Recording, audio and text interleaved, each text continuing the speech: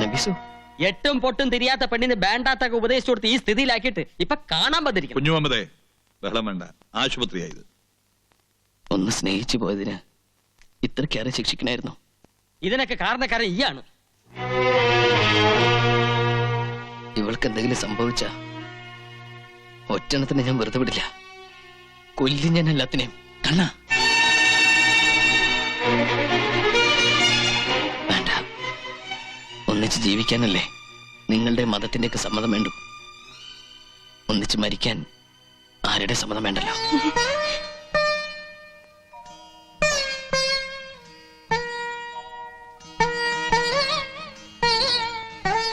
അറിയോ, പുഴയെ കിടന്ന് ജീവന് വേണ്ടി നിലവിളിച്ചപ്പോ ജാതി മതം നോക്കാതെ എന്റെ മോൻ അവളെ രക്ഷിച്ചത്.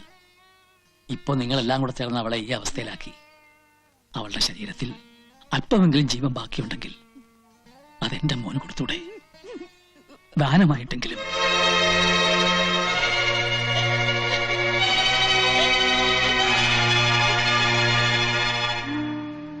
സ്നേഹിച്ചതിന്റെ പേരിൽ ഒന്നിനെ കുരുതി കൊടുത്തു വന്നവരാണ് ഈ അച്ഛനും അമ്മയും. ഇനി ഒന്നേ ഉള്ളൂ, അതിനെ കൂടെ.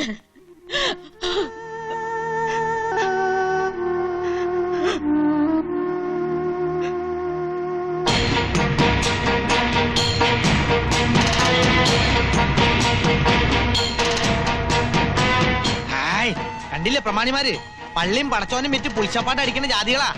ഇതൊക്കെ നമ്മുടെ കുഞ്ഞുമക്കാന്റെ ആൾക്കാരെന്നെ.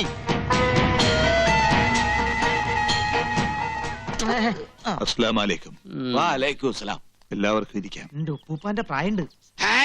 എന്നെ തല്ലു വിളിച്ച മാതിരി ഇവരും തല്ലു വിളിക്കാൻ കൂടെ കൊണ്ടെടുക്കാനാ. മുണ്ടാണ്ടിരിടാ, ഇത് നമ്മടെ കുടുംബ പ്രശ്നമാണ്. ഞമ്മള് ചിലതൊക്കെ കേട്ട് അതൊന്ന് നേരിട്ട് അറിയാൻ വേണ്ടി വന്നതാ. നിങ്ങൾ കേട്ടതൊക്കെ നേരാ.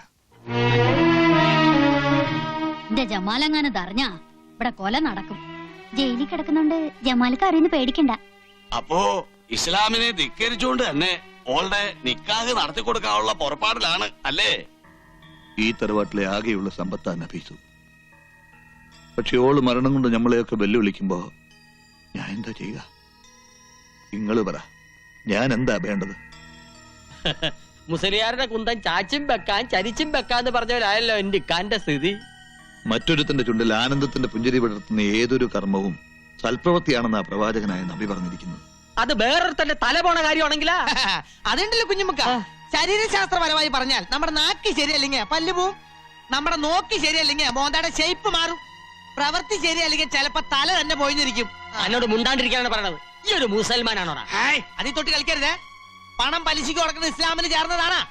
മുസ്ലിം പ്രമാണിമാരെന്നെ പറ. അബ്കാരി കച്ചവടത്തിൽ ബിനാമി പണി ചെയ്യുന്നത് ഇസ്ലാമിന് ചേർന്നതാണ്. അച്ചാരം കിട്ടിയാൽ അമ്മായിനെ കെട്ടുന്നത് ഇസ്ലാമിന് ചേർന്നതാണ്. അതുകൊണ്ട് എന്റെ കുഞ്ഞുമക്ക, ഈ മുസൽമാനെ ഉറുക്കട്ട നോക്കണ്ടേട്ടാ.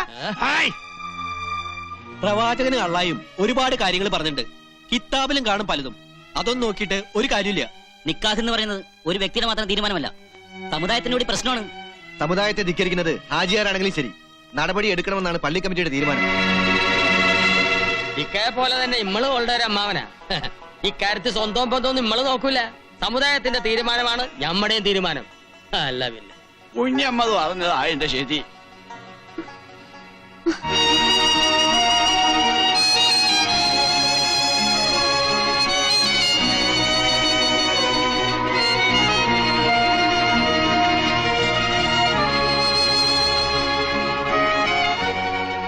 മതത്തെയും ആചാരത്തെയും എതിർക്കുന്നതല്ല. എതിർത്താൽ ഈ തറവാട്ടിലൊരു ദുരന്തം. അറിഞ്ഞുകൊണ്ടൊരു തീരാദുഃഖം ഏറ്റുവാങ്ങാനുള്ള മനക്കരുത്ത് എനിക്കില്ല. ഓർക്കൊരുമിച്ചാലേ പറ്റുള്ളൂവെങ്കിൽ ഒറ്റ മാർഗമുള്ളൂ, ഓൻ ഇസ്ലാമാകണം. ഈ നാട്ടിലെ ഇസ്ലാമികളെ ഏറെ ബഹുമാനിക്കുന്ന വ്യക്തിയാണ് ഹാജിയാർ. ആ ഹാജിയാരുടെ കുട്ടിയെ ഒരു ഇന്ത്യച്ചക്കൻ തട്ടിക്കൊണ്ട് പോവാന്ന് വെച്ചാ ഓന്റെ വീട് നമ്മൾ ചുട്ടുകരിക്കും. അതിന്റെ ഒന്നും ആവശ്യമില്ല. അങ്ങനെയൊന്നും ഒരു ഇസ്ലാമിന്റെ നിയമത്തിലും പറഞ്ഞിട്ടുമില്ല. എന്ത് ചെയ്യണമെന്ന് നമുക്ക് ഒന്നുകൂടി ആലോചിക്കാം. ആലോചിക്കാനൊന്നുമില്ല. ഇസ്ലാം ആവണമെന്ന് പറയുമ്പോ തന്നെ ഓൻ ഈ ബന്ധം വിട്ട് വേറെ പെണ്ണിനെ നോക്കുള്ളൂ. അടയും ചക്കരയും പോലെ അല്ലേ? ഒന്നിച്ചേ പറ്റുള്ളൂ എന്നുണ്ടെങ്കിൽ ഓൻ മതം മാറി നമ്മടെ ജാതി ചേരട്ടെ. ഞാൻ റെഡി.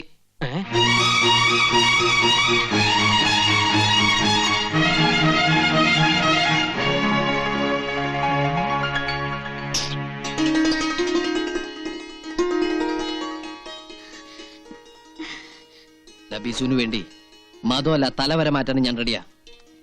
എടാ കള്ള ഹിമാറെ, നീ തന്ത്രം പറഞ്ഞ് മുസ്ലിം പെണ്ണിനെ തട്ടിക്കൊണ്ടൂല്ലേ? മുസൽമാന്റെ കയ്യൊക്കെ നീ കണ്ടിട്ടില്ല. മാറി നിൽക്ക്. വീട്ടിൽ വരുന്നവരെ അപമാനിക്കരുത്. അല്ലൊക്കെ ഇക്കാര്യത്തില് മിണ്ടിപ്പോകരുത്. ബഹളം ഉണ്ടാക്കാനാണോ നീ ഇവരെയും കൂട്ടി ഇങ്ങോട്ട് വന്നത്? ഇവിടെ വന്നിപ്പോ ബഹളം ഉണ്ടാക്കിയത് അവനല്ലേ? ഞാൻ ബഹളം ഉണ്ടാക്കാനോ ആരെയും തട്ടിക്കൊണ്ടുപോകാനോ വന്നോന്നല്ല. നിങ്ങൾ പറയുന്ന ഏത് നിയമം അനുസരിച്ച് ഞാൻ സ്നേഹിക്കുന്ന പെണ്ണിനെ വിവാഹം കഴിക്കാൻ തയ്യാറാണെന്ന് പറയാൻ വന്ന. ഈ ബലാല് പിടിച്ച ശൈത്താൻ ഇവിടെ മയ്യത്തും കൊണ്ടേ പോവും. അത് ശരി, താൻ ഇവിടെ വന്നിരിക്കുകയാണ്. അവൻ വന്നിട്ട് എനിക്ക് ചിലതൊക്കെ സംസാരിക്കാനുണ്ട്. എല്ലാം തീരുമാനിച്ചതിന് ശേഷം ഇനി എന്ത് സംസാരിക്കാൻ? എല്ലാം കഴിയുമ്പോ നമ്മുടെ മോനെ നമുക്ക് നഷ്ടപ്പെടുമോന്നാ എനിക്ക് പേടി. നീ എന്ത് വിട്ടിത്തമായി പറയുന്നത്? മതം മാറിയെന്ന് വെച്ചിട്ട് അവൻ നമ്മുടെ മകനല്ലാണ്ടാവുമോ? ഇതിലിപ്പോ ലാഭവും നഷ്ടവും ഒന്നും നോക്കണ്ട. അവന്റെ ആഗ്രഹമല്ലേ നമുക്ക് വലുത്. എനിക്ക് വേണ്ടി മരിക്കാൻ തയ്യാറായുള്ള നബീസു, അവളെ സ്വന്തമാക്കാൻ വേണ്ടി എന്ത് ചെയ്യാനും ഞാൻ കടപ്പെട്ടവനാ. മാധവൻ നായരെ,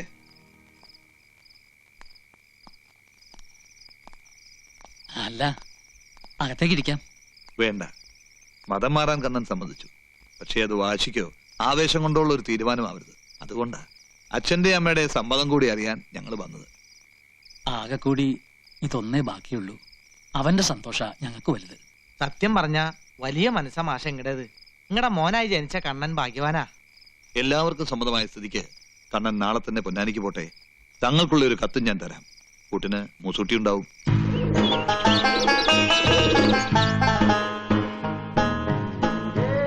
ഭൂമിയിൽ മനുഷ്യനോളം വലുതായിട്ട് യാതൊന്നുമില്ല. മനുഷ്യനിലോ മനസ്സാണ് ഏറ്റവും വലുത്.